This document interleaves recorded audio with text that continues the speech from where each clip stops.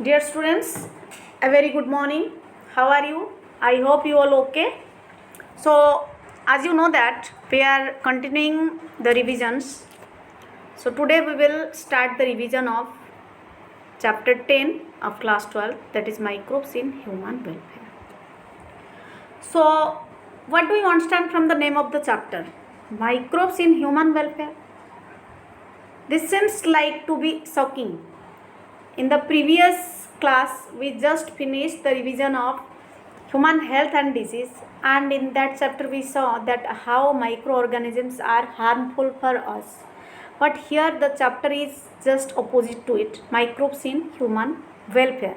Micro organism कैसे human का benefit कर सकता है, कैसे ये ह्यूमन का बेनिफिट में आ सकता है. ठीक है, तो इस चैप्टर के अंदर हम देखेंगे कौन कौन से माइक्रोब्स है, ये कहाँ पे रहते हैं और हमारी डे टू डे लाइफ में ये हमें कैसे हेल्प करते हैं अलग अलग एक्टिविटीज़ में, और ये हमारी लाइफ प्रोसेस को भी मेंटेन करने में हेल्प करते हैं, हमारी फूड की न्यूट्रिटिव क्वालिटी को बढ़ाते हैं. उसके वेरियस एस्पेक्ट्स है जिसमें हम पढ़ेंगे microbes in house hold products, microbes in industrial products, microbes in sewage treatment, microbes in production of biogas, microbes as biocontrol agent, microbes as biofertilizers. So now let's start the revision of chapter 10. Now let's see that what is the amount of microbes present on the earth. पहले हमें ये देखना है कि microbes का कितना percent हमारी अर्थ में मिलते हैं. जितने भी माइक्रोस्कोपिक प्लांट और एनिमल्स होते हैं उसमें से एक मेजर कंपोनेंट है जो बायोलॉजिकल कंपोनेंट है अर्थ के ऊपर, प्लांट है, एनिमल्स है, तो उसमें से माइक्रो ऑर्गेनिज्म भी कुछ प्लेस एक्वायर करते हैं. तो मेजर कंपोनेंट माइक्रो ऑर्गेनिजम्स का है. तो ये माइक्रो ऑर्गेनिजम्स कहाँ कहाँ रह सकते हैं? ये कहीं पे भी रह सकते हैं. They can live everywhere. Soil में भी रह सकते हैं, पानी में भी रह सकते हैं, एयर में भी रह सकते हैं. तुम्हारी बॉडी के अंदर भी माइक्रोब्स है, मेरी बॉडी के अंदर भी है, अदर एनिमल्स बॉडी के अंदर भी है, प्लांट के अंदर भी है, कहीं पे भी ये प्रेजेंट है. इवन जो हॉट स्ट्रीम्स है जिसको थर्मल वेंट्स बोलते हैं वहाँ पे भी रह सकते हैं, 100 डिग्री सेल्सियस में रह सकते हैं, या फिर जो कोल्डेस्ट एरियाज है अंटार्कटिका जैसे माइनस में जहाँ पे टेम्परेचर होता है वहाँ पे भी रह सकते हैं. तो माइक्रोब्स के अंदर कौन कौन सी ऑर्गेनिज्म को हम इंक्लूड करेंगे? माइक्रोब्स के अंदर हम bacteria, virus, fungi, protozoa, viroids, prions, इन सबको हम इंक्लूड करेंगे. इनमें से कुछ माइक्रोब्स ह्यूमन वेलफेयर में इनका बहुत इम्पोर्टेंट रोल है और कुछ डिजीज़ कॉज करते हैं. ठीक है, सो जो डिजीज़ कॉज करते हैं उनके बारे में तो हमने चैप्टर 8 के अंदर पढ़ लिया है. अभी जो हम पढ़ने वाले हैं, जिन माइक्रो ऑर्गेनिजम्स के बारे में पढ़ने वाले हैं, उनकी बेनिफिशियल इफेक्ट के बारे में पढ़ने वाले हैं कि ये हमें कैसे बेनिफिट करते हैं. क्लियर है? जैसे कि नाम से ही पता चल रहा है माइक्रोब्स. माइक्रोब्स मतलब जो नेकेड आई के थ्रू नहीं देख सकते हैं जिनको, but we can see through a highly magnifying microscope. इसीलिए इनको माइक्रो ऑर्गेनिज्म बोलते हैं क्योंकि इनको देखने के लिए माइक्रोस्कोप की ज़रूरत होती है. तो ये जो माइक्रोस्कोप की ज़रूरत कब पड़ती है? जब एक सपोज फॉर एग्जांपल फंगस है, एक फंगस ग्रो कर रहा है, उसको हम नहीं देख सकते, पर जब एक कॉलोनी बन जाता है ना, फंगल कॉलोनी लार्ज नंबर में ये बन जाता है, तब हम उसको देख सकते हैं.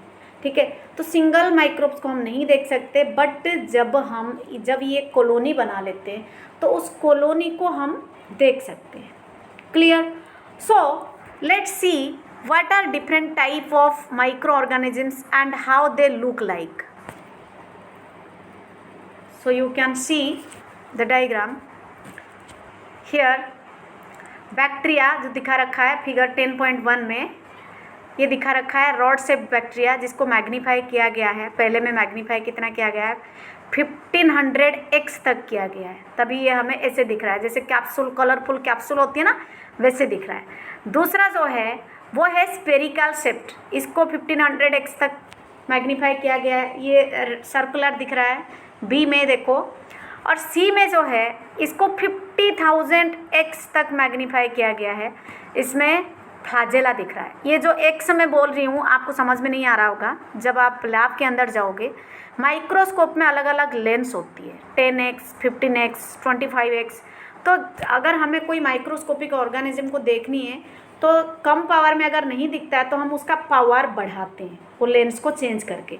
तो यहाँ पे पावर को 50,000x तक बढ़ाने के बाद ही जाके जो रॉड शेप बैक्टीरिया है उनका फ्लैजेला दिख रहा है। क्लियर है? यहाँ पे आप देख सकते हो पहला वाला जो है ये बैक्टीरियोफेज है। बैक्टीरियोफेज आप 11th में भी पढ़े थे और चैप्टर 6 में भी मैंने पढ़ाया था बैक्टीरियोफेज। ठीक है, तो ये जो बैक्टीरियोफेज है, दूसरा वाला जो है adenovirus which causes respiratory infection, जो बी पार्ट आप देख रहे हो बी एडिनोवायरस है, ये वाला एडिनोवायरस है बी। और ये जो ए है ये बैक्टीरियोफेज है। बैक्टीरियोफेज में एक हेड है, एक कोलर है, ठीक है, और एक टेल है। हेड है, कोलर है और टेल है। ठीक है, आप इसको देख सकते हो।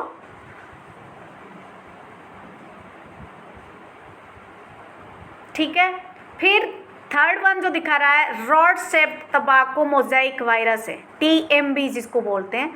इसको मैग्नीफाई किया गया है 1 lakh to 1.5 lakh x times. मतलब वायरस तो बहुत छोटा होता है, जैसे अभी कोरोना वायरस को कोई देख ही नहीं सकता, पता नहीं किस किस को हो रहा है, कैसे जा रहा है। अब इसको सोचो आप, ये मतलब 1.5 लाख एक्स टाइम्स मैग्नीफाई करने के बाद ही उसका इमेज लिया गया है। ठीक है, तो अलग अलग ये माइक्रोब्स है। यहाँ पे आप देख सकते हो दूसरा diagram, colonies of bacteria growing in A petri dish. जो ए है इस डायग्राम के अंदर, इसमें ये बैक्टीरियल कॉलोनी है और ये जो बी देख रहे हो ये फंगल कॉलोनी है। पेट्री डिश में दोनों ही ग्रो कर रहे हैं। बैक्टीरियल कॉलोनी, ए बैक्टीरियल कॉलोनी को शो कर रहा है और बी फंगल कॉलोनी को शो कर रहा है। ठीक है, सो अभी हम जो मेन टॉपिक है हमारा उसके बारे में डिस्कशन करते हैं, microbes in house hold products. House hold product मतलब जैसे आपकी घर में क्या क्या बनती है, दही बनती है, लस्सी बनती है, कढ़ी बनती है, डोसा बनती है, इडली बनती है। ठीक है, तो वो हाउस होल्ड प्रोडक्ट्स है।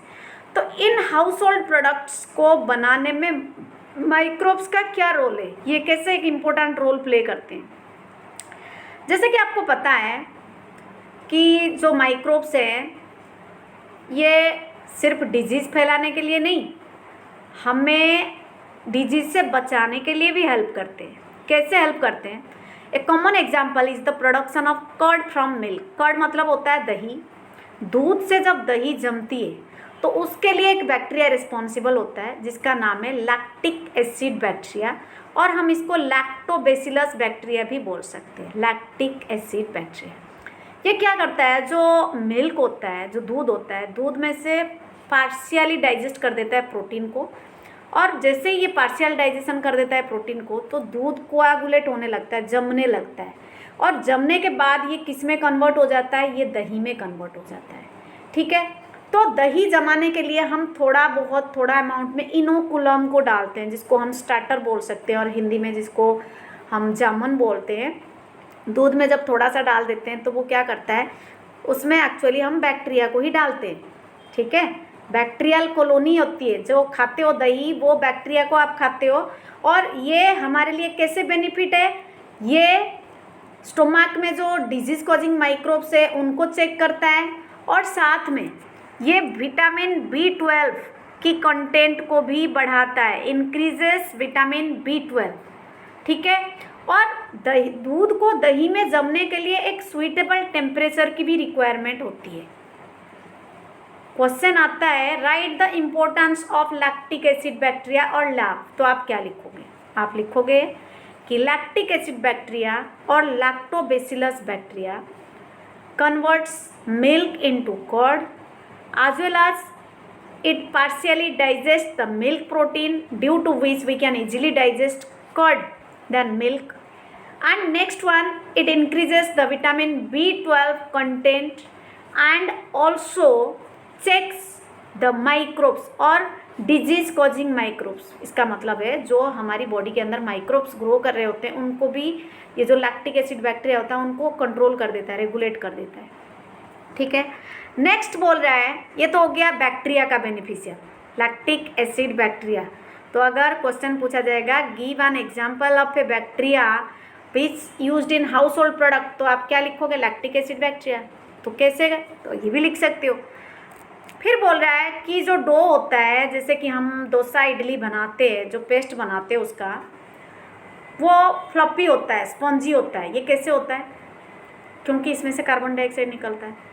तो ये जो कार्बन डाइऑक्साइड निकलता है, ये कब निकलता है और कैसे निकलता है? ईस्ट के बारे में आपने सुना है, जिसको सैकेरोमाइसिस सर्विसी कहा जाता है। सैकेरोमाइसिस सर्विसी, जिसको बोलते बेकर्स ईस्ट, और इसका बायोलॉजिकल नाम है Saccharomyces cerevisiae. Saccharomyces cerevisiae is the biological name of east and this is a fungus. ये एक फंगस है और इसका बायोलॉजिकल नेम क्या है? इसका बायोलॉजिकल नेम है सैकेरोमाइसिस सर्विसी। और इसको ये क्या करता है, जब ये एनाएरोबिक रेस्पिरेशन करता है, आपको पता है ये एनाएरोबिकली रेस्पिरेशन करता है, तो लार्ज अमाउंट में कार्बन डाइऑक्साइड रिलीज करता है। और ये कार्बन डाइऑक्साइड रिलीज होने की वजह से जो डो है, जो पेस्ट हमने बनाया था, वो पेस्ट क्या होता है? फ्लॉपी होने लगता है। और जो डोसा हम उसमें से बनाते हैं, वो डोसा स्पंजी होता है। या फिर ब्रेड बनाने के लिए बेकिंग इंडस्ट्रीज में यूज़ होता है, फर्मेंटेशन के लिए यूज किया जाता है। टोडी के बारे में आपने सुना होगा। Toddy a traditional drink of some parts of southern India is made by fermenting sap of palms.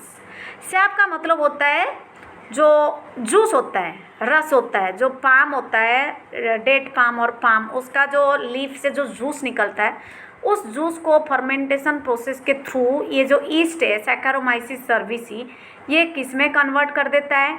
Alcohol में कन्वर्ट कर देता है। टोडी जिसको बोलते हैं, ठीक है, लोकल लैंग्वेज में इसको टोडी बोलते हैं। ये ट्रेडिशनल ड्रिंक है, इसको पीने से नशा चढ़ जाता है, ठीक है। So microbes can also use to ferment fish.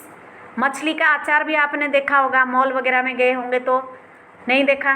ठीक है, कभी दिखा दूंगी मैं तुम्हें। तो फिश फर्मेंटेशन के लिए यूज़ किया जाता है। सोयाबीन, बाम्बू शूट्स को भी आज फूड यूज़ होता है, तो इनके फर्मेंटेशन के लिए भी सैकेरोमाइसिस सर्विसी का यूज़ किया जाता है। Different varieties of cheese are known by their characteristic texture. अलग अलग टाइप के जो चीज़ होते हैं, आपने सुना होगा रोकीफोर्ट चीज़, स्विस चीज़। तो ये कैसे बनते हैं? और ये जो चीज़ जाने जाते हैं, इनके फ्लेवर टेक्सचर की वजह से जाने जाते हैं, ठीक है, फ्लेवर एंड टेक्सचर की वजह से और टेस्ट की वजह से। तो ये कैसे पॉसिबल है? जैसे कि फॉर एग्जांपल जो स्विस चीज़ है, ये भी एक नंबर में क्वेश्चन आता है। The large holes in the Swiss cheese is due to which bacteria? The bacteria is propionibacterium shermanii, ठीक है। बैक्टीरिया का नाम क्या है? Propionibacterium shermanii is the bacteria which is responsible for the large holes in the Swiss cheese. Tom and Jerry में देखा है चीज़ जिसमें बड़े बड़े होल्स होते हैं, उसको स्विस चीज़ बोला जाता है। तो वो है क्यों? प्रोपियोनिबैक्टीरियम सार्मानी। तो यहाँ पे मैं आपको 3 माइक्रो ऑर्गेनिज्म के नाम बता चुकी हूँ। पहला मैंने बताया लैक्टिक एसिड बैक्टीरिया के बारे में और लैक्टोबैसिलस।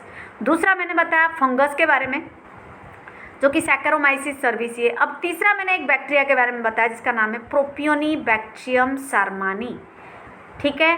और नेक्स्ट जो आता है आपका, और एक आ गया आपका रोकीफोर्ट चीज़। ये वाला आप देख सकते हो, रोकीफोर्ट चीज़ are ripened by growing a specific fungi on them which gives them a particular flavor। इसके लिए जो माइक्रो ऑर्गेनिज्म रेस्पॉन्सिबल होता है उसका नाम क्या है? पेनिसिलियम रोकीफोर्टी उसका नाम है। इसका नाम क्या है? पेनिसिलियम, इसका नाम है पेनिसिलियम रोकीफोर्टी। आपको याद रखना है इसका नाम क्या है? Penicillium रोकीफोर्टी।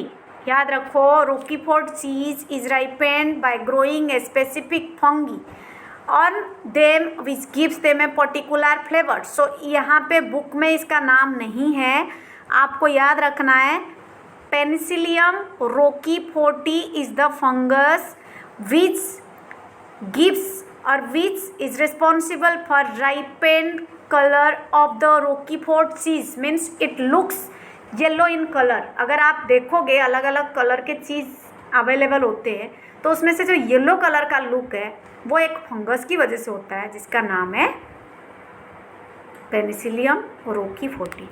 So dear students, for today this is all about your topic. In our next class we will study about microbes in industrial product.